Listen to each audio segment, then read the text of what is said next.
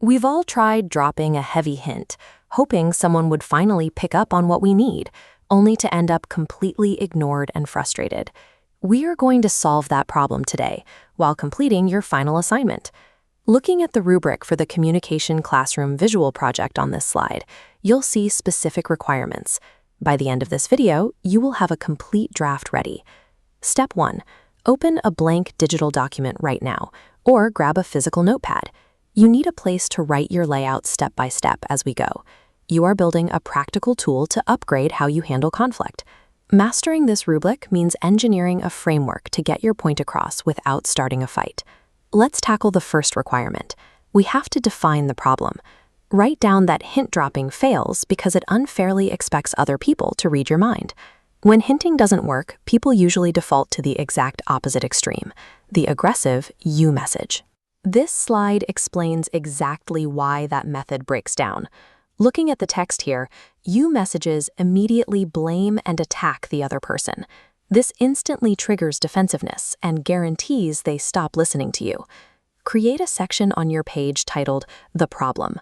Write a brief one-sentence summary for both hint dropping and you messages, explaining why they break down in practice. Clearly defining the mechanics of bad communication is required before you can build a functional alternative.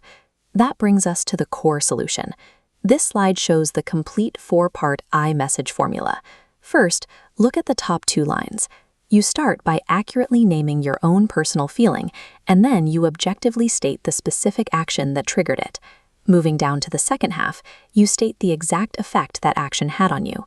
Finally, you propose a clear need or next step.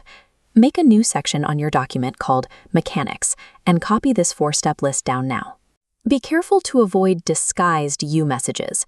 Saying, "I feel that you are mean," slips an attack word into the feeling blank. That single word immediately breaks the entire formula. Strict adherence to this exact syntax forces you to remove blame from the equation. It keeps the conflict objective, which keeps it solvable.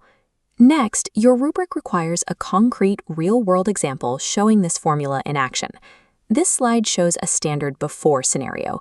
Looking at Allison's dialogue, she starts with a hostile you message. "You are so mean." This instantly escalates the tension. Now look at the corrected after scenario on this next slide. Allison plugs the same conflict into our formula.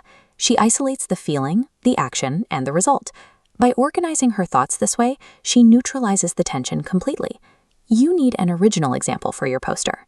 Looking at the prompts on this slide, you can use a lost item, someone cutting in line, or any common everyday conflict you prefer. Pause the video right here. Take 60 seconds to write out your own original before script and your revised after script on your document. Drafting a hypothetical scenario proves that you actually understand the mechanics of the formula before you try to deploy it in a highly emotional situation. Let's knock out the final mandatory text requirements, explaining why this framework helps both sides of an argument. This slide outlines the advantage for the sender. Add this to your notes. The iMessage gives you a safe way to express intense feelings without accidentally starting a fight. Looking at this next slide, we see the advantage for the receiver. Note down that it allows the listener to hear negative feedback and correct their actions without feeling cornered or attacked. Finally, leave a spot on your page for the bonus challenge. You'll need to research a famous quote about listening and include it somewhere in your final design. By documenting the problems, the mechanics, the examples, and the benefits, you have engineered a complete step-by-step guide to healthy confrontation. Let's review your drafted notes against the original rubric on this slide. Check your page. You should have the definitions, the 4-part formula, your original example, the benefits, and a placeholder for your quote. Your text is completely finished. The last step is to take those notes and format them visually using graphic design software or physical poster materials. Reading off a strict formula is going to feel awkward at first. Consistent practice is the only way to train yourself to use it naturally.